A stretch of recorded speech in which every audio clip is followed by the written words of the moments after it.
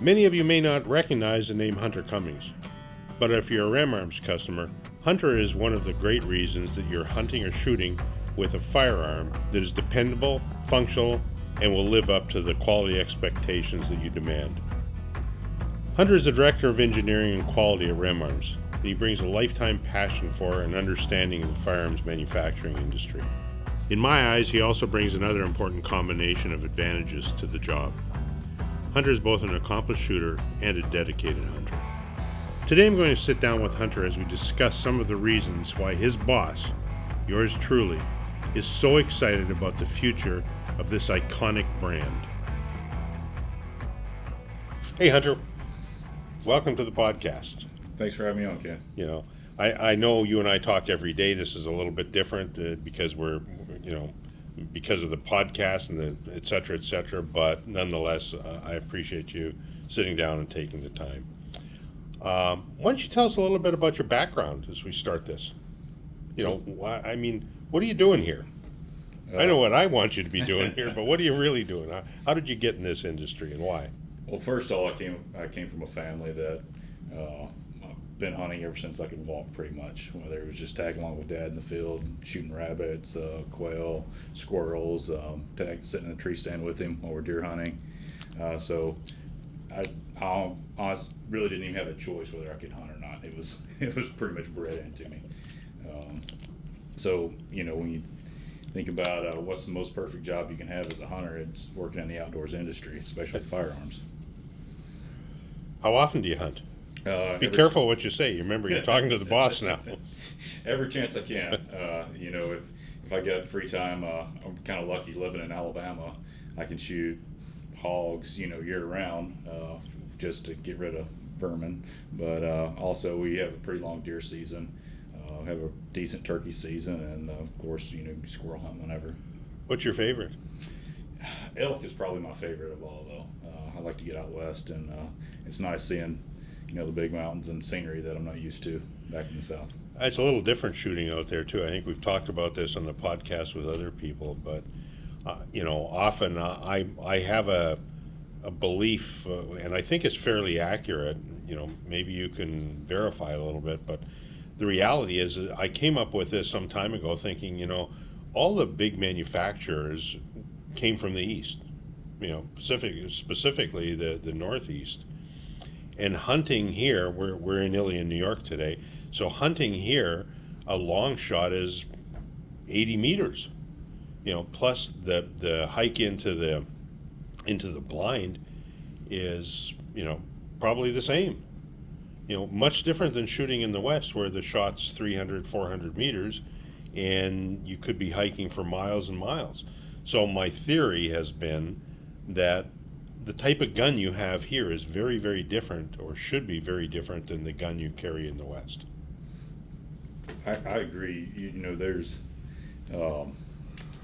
an added level of difficulty definitely to the shots out west. We've got elevation changes, you got angles you're shooting that, here in the South or the East, typically most of your shots are pretty flat. I'm shooting almost on a horizontal surface all the time. Out west you may be shooting down at 45 degrees, downhill at a elk, or 45 degrees uphill at an elk, and it ranges that you normally can't shoot back in the South or East. Yeah, but the other thing too is, look, when I'm elk hunting, I promise I don't want to be carrying the same heavy gun as I'll be carrying here, because it's a long freaking walk sometimes. Yeah, it's definitely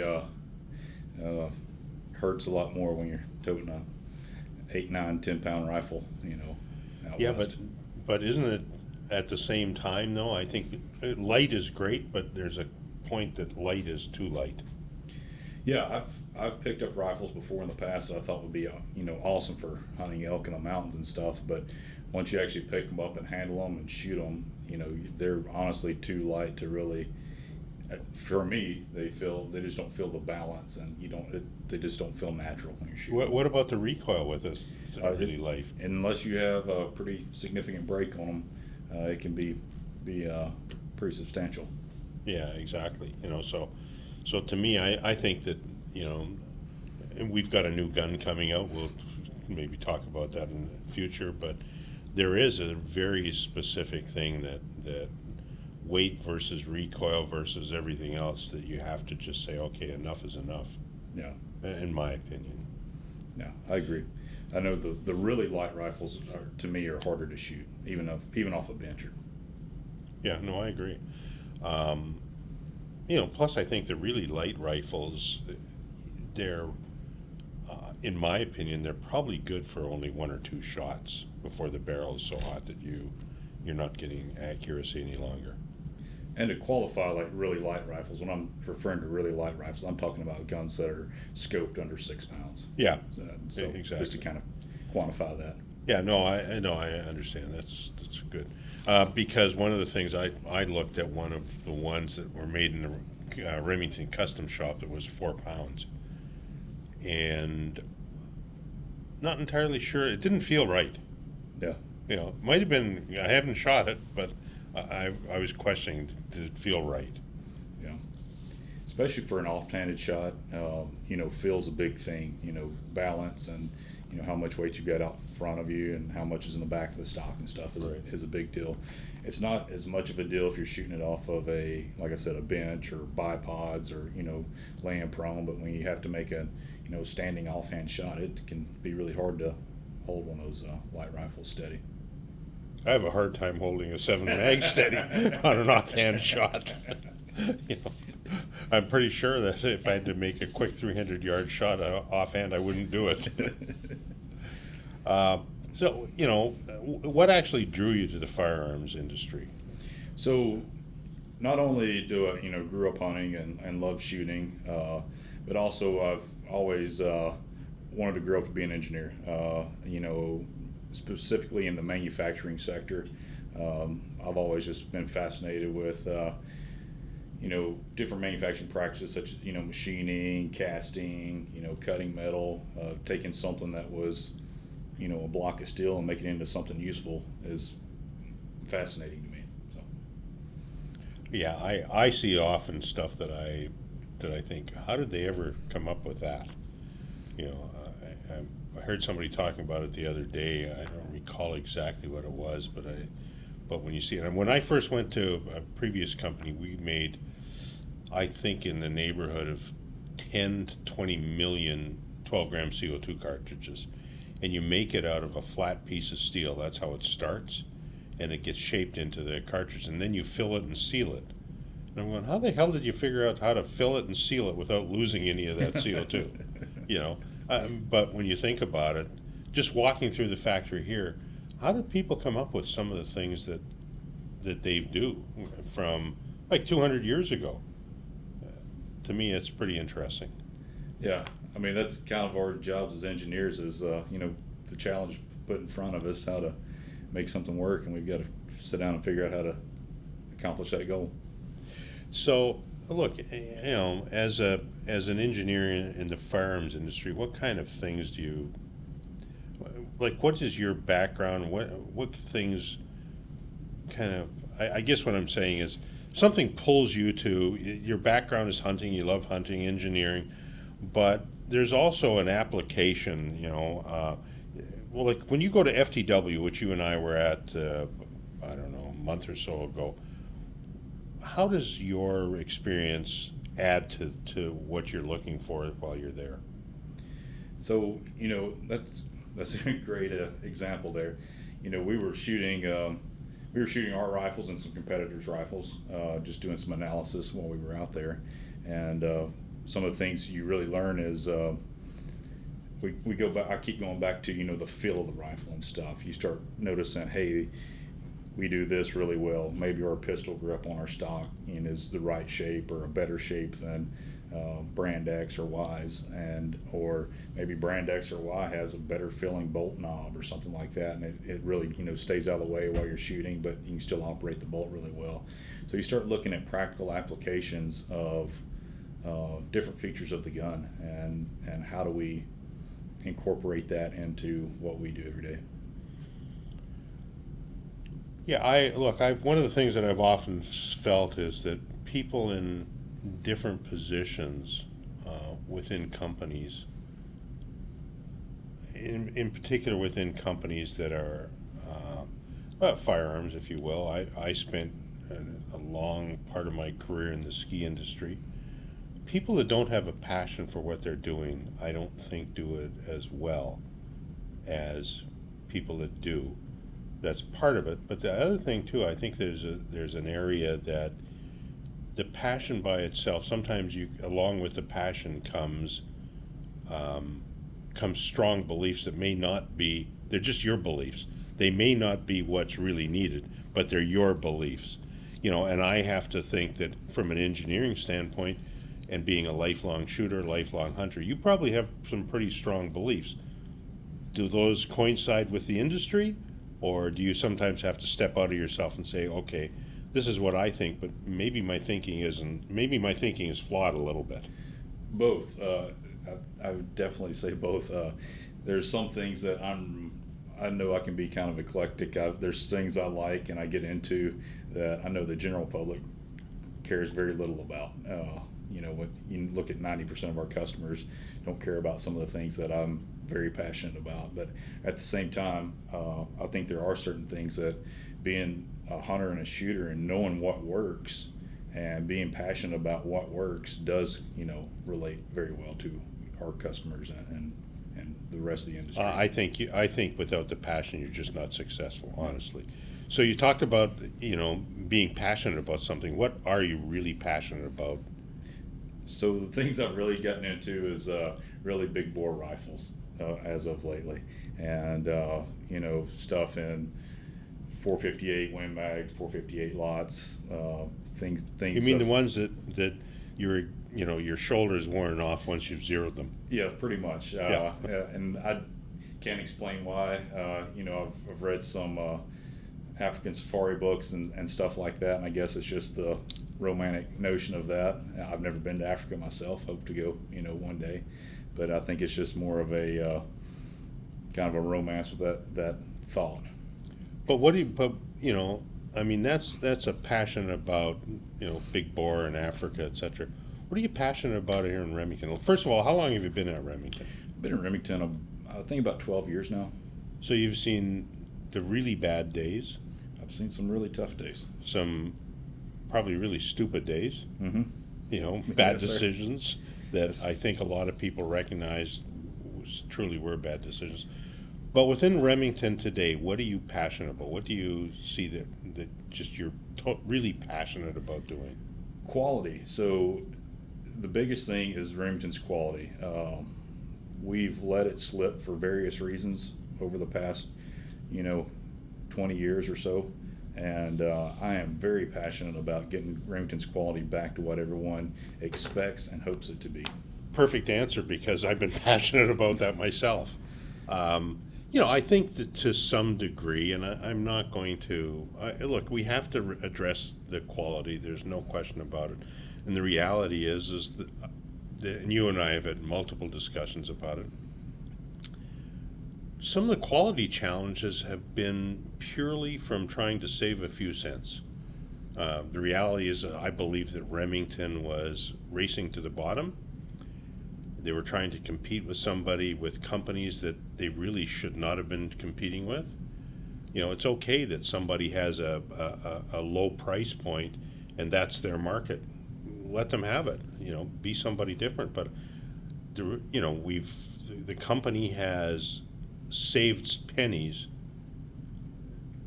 and at the expense of quality. So, kind of walk us through some of the things that you're really been doing to change that, and some of the things that maybe you've found, and what's being done to change it, because I think it's a big deal. Yeah. So one thing we can kind of talk about is metallurgy and materials we use. Historically, Remington selected a lot of their metals for ease of machining, instead of maybe not being like the most premium metal for quality and duration and accuracy and things like that. We've really switched that just here lately. You and I have been talking several times about this. We've kind of gone to a more common steel, and it's actually a little better grade steel in our barrels and receivers than we've used in the past. That's, that'll give you more barrel life, should improve some accuracy in a couple of situations. We're really looking at. But to be clear, though, it's not necessarily safer. No, it's not safer. Right. I mean, both were, the old stuff was plenty safe. I mean, it was 100% safe. I've shot it forever, trusted, and I'd let my nephews and all them, small kids shoot them as well too. They're completely safe. This is just, if the other was gold, we're moving to a platinum standard type thing. So we're just taking it to the next level. Anything we can do to increase our quality and make a better product, we are looking into right now. Another good example is our chambering process that we do on the 700 barrels.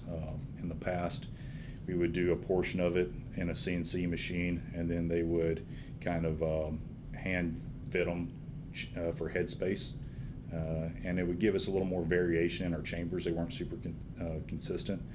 Now we're doing 100% CNC chambering on all of our 700 barrels, so every chamber comes out almost identical. I mean, within plus or minus a thou of each other, and so we can really control our consistency. Some of the things we've seen in the past were, some guns would come out of Remington and shoot lights out. I mean, everybody's seen Remington rifles that just shoot, great, and then there'd be some that wouldn't shoot, as good, and you'd be like, these came off the same line, what's the difference? And some of it was just inconsistencies, and that's a lot of that was due to chambering. A lot of that was due to chambering, yeah. And there's other things that play into it, not just chambering. But so we've advanced our chambering. We're holding tolerances now tighter than we've ever held in with Remington. Other things we talk about that's played into this is like the barrel bracket, or people call it recoil lug on the Remington 700. We're completely grinding those now to perfectly parallel and within 2/10 of size and everything, and that's kind of some of the things that's given us the ability to assemble these guns without having to do a final headspace. What about the shotguns? The shotguns, so yeah, the shotguns, something that we really focused on was one is the surface finish. If you look at a lot of the older Express shotguns that we made in the 870, was a very popular shotgun for us. A lot of people have them, but the surface finish was pretty rough, and it was. I'm assuming it was done to save a few cents, like you said earlier. So we put a little rougher finish on it, which also leads to the gun being more susceptible to rusting and stuff like that in the field. We're smoothing out the finish a lot on those, all the metal finishes. The other things we looked at is we're actually spending more time rounding corners, smoothing things up so that the action feels a lot smoother. Like on the 870, when you operate the pump, you feel less drag, less hiccups in it, as the slide moves back and forth on the shotgun. So those are some of the things we're looking at. The other things we've just kind of cut corners on were when we talk about shotguns, we used to only ship one choke tube in the Remington 870 Express. So if you wanted to get a improved cylinder or a full cylinder or something like that, you had to go and purchase those separately. With the new Fieldmaster that's coming out, every 870 will have a improved cylinder, a modified and a full cylinder that comes with each shotgun. What about the fit and finish? I mean, one of the things that I've heard is with the wood stock, didn't quite fit. There was this happened, that happened. What about that? Yeah, so we're really stepping up changing our standards internally as to what wood fit is acceptable. Wood is a organic product, so it's going to swell a little bit and contract with humidity and heat and stuff like that. We're talking very minimal amounts, but we're getting our wood to metal fit much closer. So like if you look at the back of an 870 receiver, 1100 receiver, where the stock and the receiver meet there, we're trying to get those almost to as close to flush as we can possibly get leaving the factory. So it feels better, looks better. You don't have any sharp edges or anything you can feel as your hands move across it. Yeah, I think that's one of the things that customers expect, but one of the things that I think that they don't realize is that, to your point, wood is organic and it changes.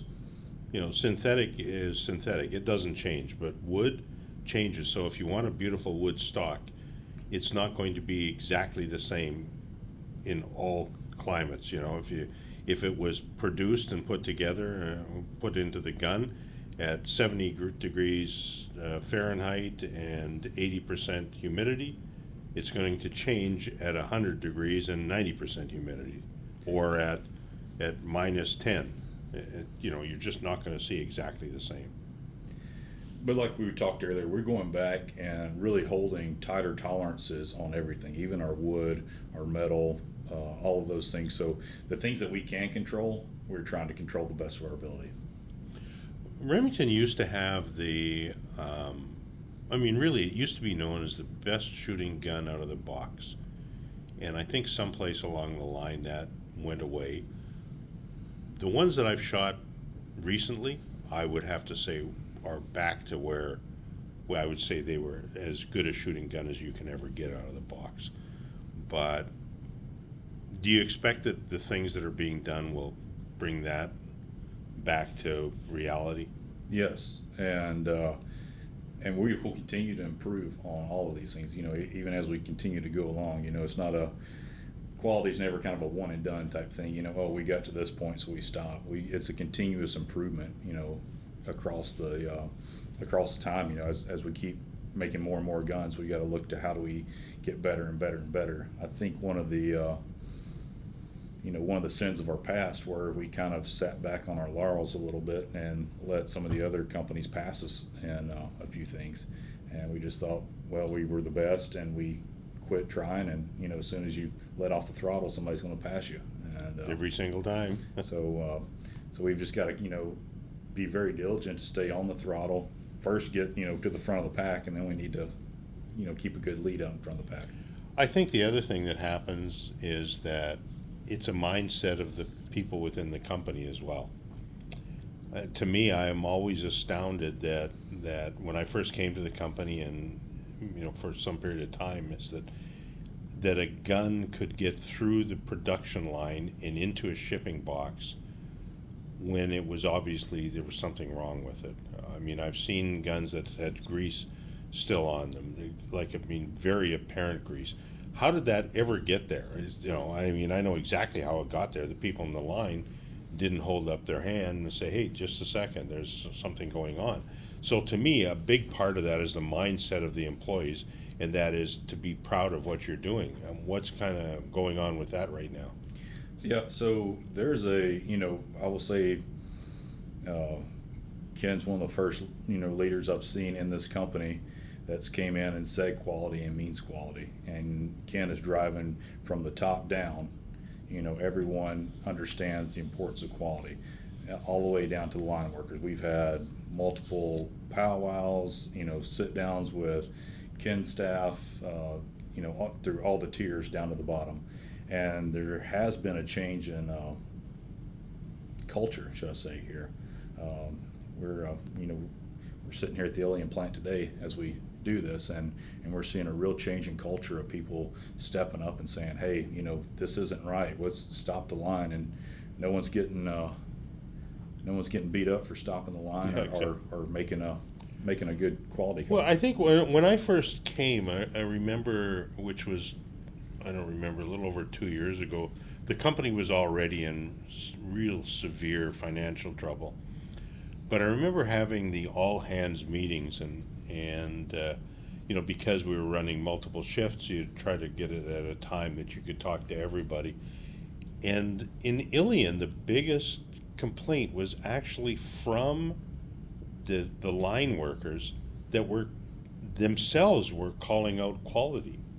So you've got the people that are on the line saying, hey, we think we've got a problem with the quality, but nobody up the top was listening, and nobody that was, we've had a change in quality managers, but we've also had a change in a lot of the supervisors. So the line people were calling it out, but the management was not supporting them. That's correct.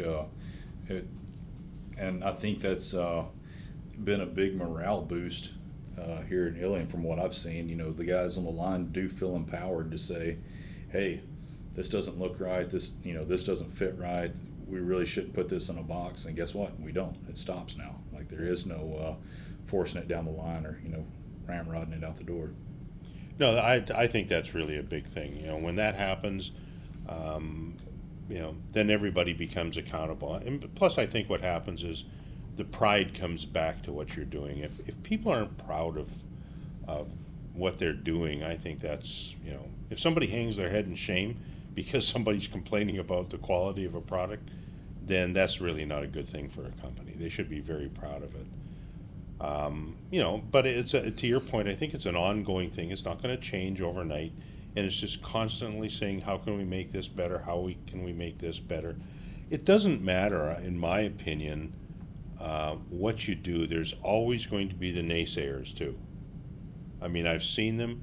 I had an unfortunate incident with somebody. Not really unfortunate, but it happened to be at a place that I really enjoy. I like the owner a lot. And some guy just pissed me off and saying, when are you going to fix the quality? And he was shooting a custom gun, and so I asked him, I said, have you ever bought a Remington? The answer was no. Have you ever shot a Remington? The answer is no. And so the question was, what the fuck are you bitching about quality? You don't even know about it. You've just listened to somebody, picked up something, and now you're on me about the quality, but you've never had any firsthand experience. I think it's important, and which we have done, is recognize we need to have some quality improvements. But at the same time, I think there's going to continue to be those naysayers that have never shot a Remington, never owned a Remington, and they just want to get on the bandwagon. So we live with those. That's one of the things that the internet has done, and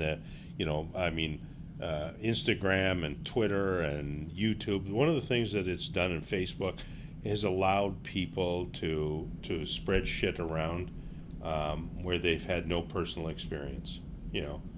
But we live with that. As long as we can support the ones that are supporting us with a better quality, I think we're following the right path. Yeah. I think our customers are going to be very pleasantly surprised to see the new Rem Arms guns on the shelf. I think just the aesthetics when they pick them up will speak, pretty highly of the quality. And then as they start to use them, they're really going to start seeing some of these new quality changes we put in place. There's some new stuff coming out too, and which I don't think we want to really talk about right now, but Well, we've got the Fieldmaster that's new. We've got the Fieldmaster, which is out there new. Yeah. Yes. Yeah. And the other stuff we'll talk about at a later time. Yeah, but I think it's pretty exciting. It really is. To see kind of what we're doing, and we'll be ready to talk about that when. In the near future. Month, 2 months? Yeah, I think probably a couple months. Yeah, a couple months. What's the coolest part of your job here? You get to wake up every morning, go in, and see people shooting guns. You see people making guns. I can walk in and pick up a rifle, a shotgun, look it over at any point in the day. I can take it to the gallery, shoot it if I need to. What's not cool about that? What genre of firearms excites you the most? Like shotguns, bolts, handguns? To be honest, rifles, centerfire rifles excite me the most. Why? Because what you can do with them. Like when we go down, like you were speaking earlier, when we went down to FTW, shooting a target at 1,000, 1,200, 1,500 yards, and putting hits on targets at that distance is just fascinating to me. That you can put a projectile through the air and and hit exactly what you're aiming at those kind of distances. I agree. Every time I see, I kind of, I talked to Tim Fallon a little bit at FTW and convinced him to have these new hunter programs, and it's pretty cool to see somebody that has never shot a gun in their life that is out, and on day one they're hitting targets pretty consistently at 500, 600, 700 yards. Yeah. Now, trust me, I like all the other genres of firearms Yeah, as of well course. too, and But you came from the handgun. I did come from the handgun company. I worked at a handgun company that Paraordnance that Which we still own. Yeah, which Remington purchased, and that's kind of how I got brought into the Remington fold. And I worked for a defense contractor before that, doing machine guns and stuff for the military. How can you not say that's one of the coolest things? Well, Shooting machine guns is awesome. I've done it a number of times. Yeah, machine guns though, that gets old quick. You talk about getting like headaches that won't go away for 3 days after you have to do a 10,000 round endurance test on a machine gun. Yeah, I thought you were supposed to have machines that did that. We did. We had some solenoids and stuff. We rigged up later on some of them, but some of them you had to do out in the field. So, kind of looking at the future a little bit with Remington, what do you see the big challenges from a production engineering standpoint? So that the quality improvements is one of the things. So that the quality improvements can continue, but they just get better and better. So, what do you see the real challenges in the next few years? So, some of the things that we see is just the age of equipment that we have here, especially at our Ilion facility. We've got a lot of new stuff, and that's what we're moving a lot of the kind of more manual type machining into more of our CNC, more automated type stuff. And anytime we do that, we get more consistent. So just the biggest challenge is how do we start putting the newer machines more online and adding those into our stable and start to reduce the hand work type stuff. Yeah, I've always looked, and this was going back to the days in the ski industry where people would always talk about the custom boots or the custom this or the custom that. And quite frankly, it's not very often that you get custom stuff that's as good as the machine-made production stuff. Yeah, and that's kind of where we're going, because we can just hold so much better consistency, and when you're consistent, you can always adjust right or left, to hit the target. But if you're not consistent, it's really hard to, adjust those spectrums to really hit what your desired goal is for tolerance and stuff. One of the things, actually, speaking of, because we talked about this when we were at FTW, one of the things that's interesting that you see with a lot of not a lot of, but some of the companies, there's carbon fiber barrels now. You and I have had this conversation. I think carbon fiber is really cool. It does some really neat things, but the reality is it does not dissipate heat well, and you're really good for only 2 or 3 shots before you've got some inconsistency. Maybe not even 3. Yeah, I think the carbon fiber, it has a niche, and it has a place. This is my personal opinion. I think when you get back to talking about doing a mountain hunt or a hike where you're going to go carry a rifle for 10 miles through the mountains and shoot it once. There's helicopters, that can get you. Well, not everyone gets the opportunity to fly a helicopter to the hunt, but you've got situations like that. For hunting rifles and stuff, it's not horrible. But if it's a gun that you're going to take out to the range and put rounds through all day long, in my opinion, that's not the way to go. You're better off with a steel barrel. Well, even the steel barrels, when you start putting a number of rounds to them, you have to give them time to cool off. Yes. And I think that it takes them longer to heat up. Not sure that it takes them longer to cool down. Look, the carbon fiber barrels to me are fairly new, but as you well know, I've raced cars, And there's a lot of carbon fiber stuff in automobiles and race cars. One of the things that happens is you get heat saturation, and once the heat gets in, boy, I'll tell you, it takes a long, long time for that heat to get out. And from what I've seen in race cars, it takes longer for the heat to go out of the carbon fiber than it does steel.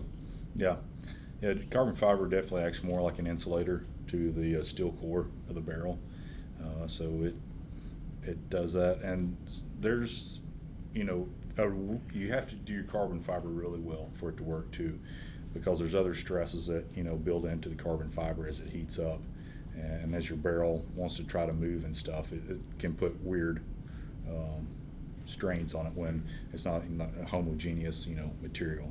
Yeah. Look, I'm not saying that carbon fiber is a bad thing. I think I think it's got a place, and you and I have talked about it. We're never going to rule it out. Yeah. But before we do something with it, we want to make sure that we've got the right plans, and we've got the right partner with it, etc. And that's that kind of leads me to something else that we've talked about, Ken, is building rifles and shotguns for true applications. Not just putting a gun out there that says, hey, we don't have a 20-inch 6.5 Creedmoor in this stock. Well, what purpose does the 20-inch 6.5 Creedmoor serve in that kind of stock? So instead of just trying to flood a ton of different variations of rifles and shotguns out there, we're going to be much more focused and much more tuned in to what rifle does a guy need to hunt with whitetails in the eastern U.S. What gun does what's the perfect setup for a Colorado elk hunt? That kind of stuff. Instead of just trying to be everything in every color and every scheme, really focus in and get really good at what we make and really build our core back. Yeah, no, I think that's really a good point, because one of the things that I've always felt is that with everything you do, it's hard to be all things to all people. It's hard to make, in my opinion, a one gun fits all. Because the variety of shots that we take, the distances, the distance to carry, all of those things change, and it's difficult to be one gun fits all. I mean, one could arguably buy a long range type of gun and easily hunt and deer with it. That's true, but why does one want to do that if they never go outside of their 80-meter blind? Exactly. So I think you're right. I think one of the things Remington has tried to do is they've tried to be all things to all people, and it's just not possible. And in particular, they tried to race to the bottom and compete with companies they really, have stood heads and shoulders above for a long period of time. So, why continue to do that? We know what we are, and let's get that back to where we used to be. Some of the other things that some challenges we've had is we've come out with some really great product in the not so distant past. We talk about the V3 shotguns, Versamax shotguns, really solid shotgun products that, for whatever reason or not, weren't properly marketed. We didn't push them. We didn't really give them their due credit. And you and I have talked. I took V3 down to Argentina on a dove hunt and duck hunt, and I shot 4,000 rounds, through it in a matter of a day or two, and no malfunctions of the gun. We were running dirty ammunition that was, it was some foreign-made ammunition that was just belting black smoke and stuff out of the barrel every time you shot it, but the gun ran flawlessly the whole hunt. No, you're right. Remington was famous for that. They did some really crazy things, I think, in the past. The V3 and Versamax, in my opinion, are the two finest shotguns in the world. They shoot, to your point, over and over and over again, and Remington did not do a good job introducing them and positioning them in the market. But I think they've done that with a lot of things. They would bring some other things. The RM380 is a perfect example. The RM380 is, in my opinion, one of the best mini concealed handguns on the market. But they positioned it again. They raced to the bottom and tried to it was because I think when they first acquired that company, which I think they did acquired the company, right? Yes. If I'm not mistaken, that 380 was pushing $1,000. Yes, sir. And then they brought it out on the market at what, $300, $400, something Yeah. like that, We with acquired, improvements. yeah, we acquired the company, kind of did a redesign to upgrade the pistol with improvements and stuff, and then we sold it at $360. I think was the street. Exactly. I price mean, on it, so. look, one of the best guns in the market, handguns in the market, in that type of gun, and they moved the price from almost $1,000 down to $360 with improvements, but it's just ludicrous. I don't know why you do that. Yeah. Another gun that was really a fairly good gun, but it developed into a good gun, but by that time it was too late. They rushed the production through. Was the R51? Yeah. Wasn't it the R51? Yes, sir. Because I think you were involved with that. Yeah, a I was little bit. I was involved with that. It was the first time it was released. It was released by, leadership that did not care about quality or if things were right, and we raced to get it in the market too early. It wasn't fully developed. We did go back and develop it and actually turn it into a very, very good handgun. Super works great, easy to shoot. It's actually a really unique design. It still kind of stole from one of Remington's former designers from back in the 30s or so, Peterson. We stole from him, the Peterson lockup block Yeah. on that, which was very unique. No one else in the industry does anything, similar to that. But once we got the kinks worked out, it was great. Relaunched, we had such a black eye from the initial launch that we never really recovered in Yeah. the market. No, I think they did that on multiple occasions, which hopefully we're not going to make the same mistakes again. If something's not ready to go, we're just not going to launch it. Exactly. Even though I push pretty hard to make sure things are, done in a timely manner. What can you see in the future that, because I hear all the time, bring back this, do something here.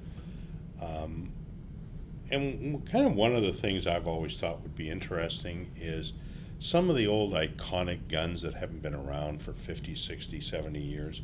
It'd be pretty cool to bring some of those back, but I mean, that's an engineering and production nightmare to do it.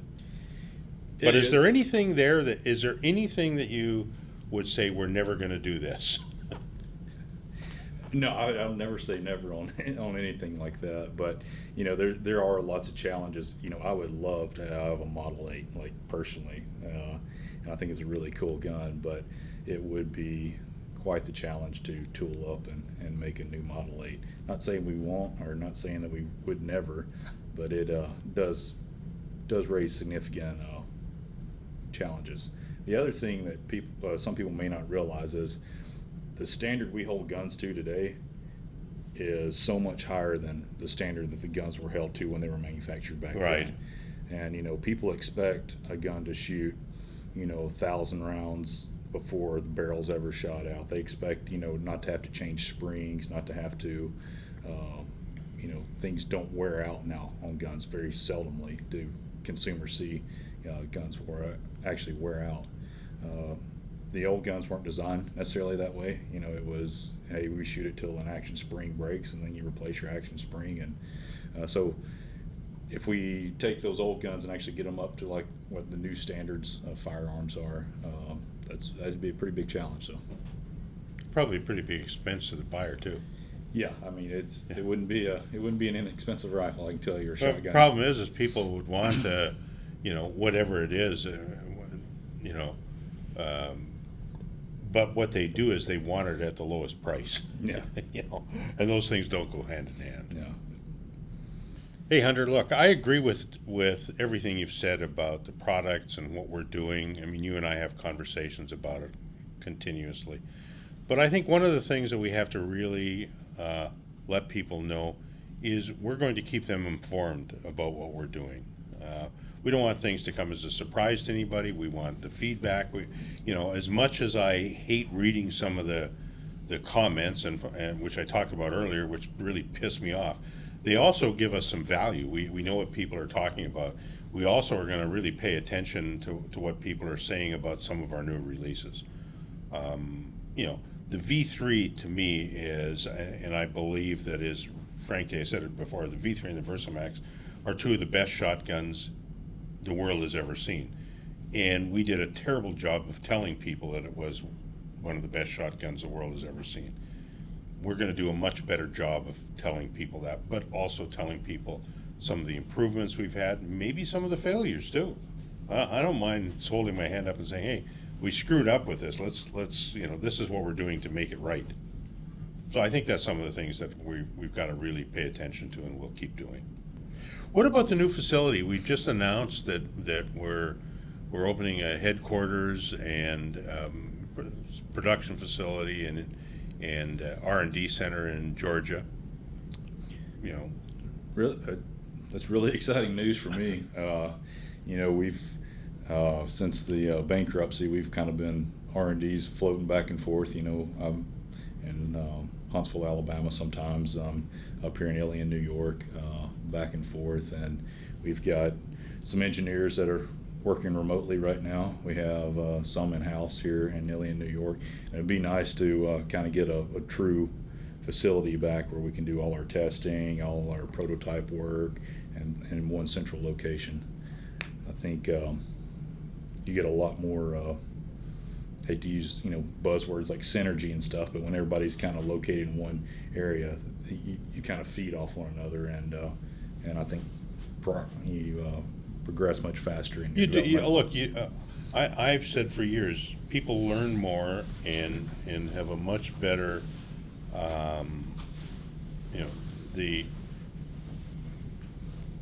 they have a much better understanding of what's going on, and they feed off of each other.